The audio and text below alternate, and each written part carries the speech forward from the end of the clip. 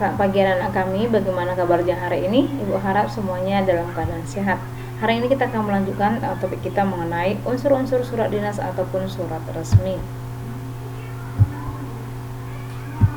Unsur-unsur surat resmi, yang pertama nanti ada kepala surat ataupun kop surat. Beberapa hal yang biasa dicantumkan dalam kop surat meliputi logo atau lambang dari suatu lembaga ataupun perusahaan, nama sebuah lembaga, nomor telepon, fax mail, dan email. Kemudian alamat lembaga, dan khusus untuk perusahaan dapat ditambahkan dengan jenis dari usahanya, kegiatan, dan lain-lain. Oke, perhatikan di sini contoh kepala surat. Pemerintah Kota Magelang, SMA Negeri 7 Magelang, Muntilan Magelang, teleponnya sudah ada, emailnya juga sudah ada. Itu dia contoh kepala surat. Kemudian yang kedua contohnya, Pemerintah Kota Samarinda, Dinas Pendidikan Pemuda dan Olahraga, SMP Tunas Muda, Jalan Hasanuddin nomor 124 Samarinda. Itu dia contoh kepala surat. Kemudian tanggal pengiriman surat. Dalam penulisan tanggal, jenis surat yang memiliki kop atau kepala surat tersebut tidak perlu dicantumkan alamat atau nama dari sebuah kota, dengan alasan karena beberapa hal tersebut sudah ada dalam kop atau kepala surat.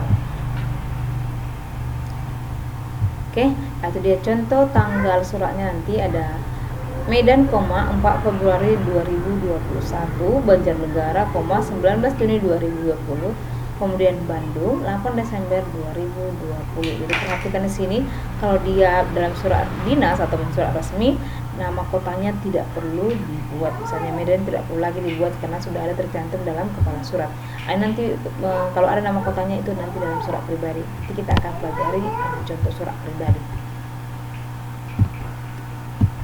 Kemudian penulisan nomor surat. Surat yang berasal dari suatu lembaga, perusahaan, atau kelompok pada umumnya menggunakan sebuah nomor atau kode tertentu yang mana memiliki fungsi untuk memudahkan dalam pengaturan dan pengelompokan surat berdasarkan isinya, serta menjadikan sebuah surat terkesan lebih akurat dalam hal surat menyurat. Jadi kalau ada nomor surat berarti dia lebih resmi. Contoh nomor surat yaitu nomor _2017 _UR _angka_3 Keterangannya di sini 017 adalah menunjukkan surat yang ke-17, sedangkan UR di sini kodenya dan nanti berhubungan dengan kepala surat ya. Undangan rapat. Kemudian yang ketiga dibuat pada bulan ketiga ataupun bulan Maret. Kemudian 2020 pada tahun 2020. Itu dia contoh penulisan nomor surat. Kemudian perihal. Tujuan hal atau perihal dalam surat adalah untuk memudahkan penerima surat dalam mengetahui isi atau tujuan pokok dari surat. Ya, perihal ini misalnya surat undangan atau misalnya surat permohonan dan lain sebagainya. Kemudian yang kelima, lampiran. Penulisan lampiran pada sebuah surat terletak di bawah nomor surat dan cukup disebutkan jumlah lembar, eksemplar, ataupun hanya cukup satu berkas. Ketika jumlah lampiran yang disertakan kurang dari 10, maka ditulis dengan huruf. Contohnya nomor lampiran sini dibuatnya 3 lembar perihal kosong. Jadi keterangan di sana menunjukkan apabila surat tersebut menyertakan 3 lembar dokumen di dalam surat.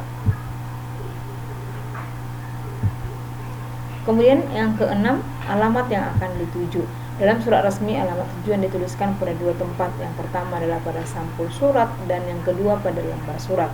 Penulisan alamat tujuan yang ada pada sampul harus ditulis dengan lengkap supaya mudah dipahami oleh pengirim.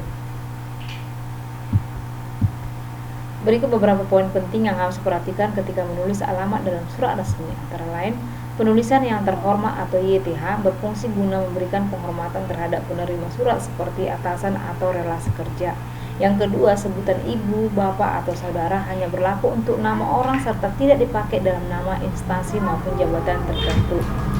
3. Penggunaan titik hanya digunakan selepas singkatan, tidak perlu di setiap akhir baris. Kemudian menulis kode posnya. Contoh alamat surat yang terhormat titik Gilang Setiawan, itu namanya.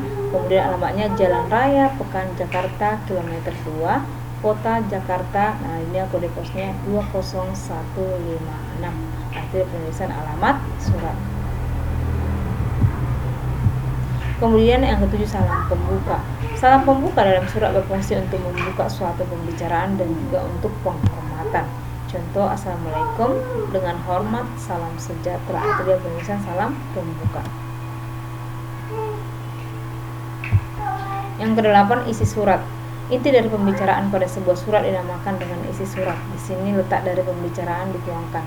Isi surat biasanya terdiri dari beberapa paragraf, namun yang perlu diingat adalah dalam hal penulisan, usahakan menulis dengan baik, dengan susunan kata yang mudah dipahami, sopan, tidak berbelit-belit, sesuai etika, dan dengan gaya bahasa yang baik. Beberapa bagian di dalam isi surat yaitu pembuka, sebagai pengantar untuk pembaca yang juga berisi inti masalah yang akan disampaikan. Intinya nanti isinya komponen inti surat atau bagian utama yang akan disampaikan. Penutup berisi mengenai penegasan, simpulan, dan ucapan terima kasih. Pada penutup sebaiknya ditulis secara singkat namun tegas. Yang kesembilan, penutup surat. Fungsi dari penutup surat adalah untuk menutup sebuah pembicaraan dalam surat. Dengan kata lain dapat diartikan bahwa pembicaraan dalam surat sudah selesai. Yang 10, tanda tangan pengirim surat. Fungsi diberi tanda tangan pada surat adalah untuk menunjukkan bahwa surat tersebut berasal dari sumber yang dapat dipercaya, dapat dipertanggungjawabkan, dan bersifat resmi.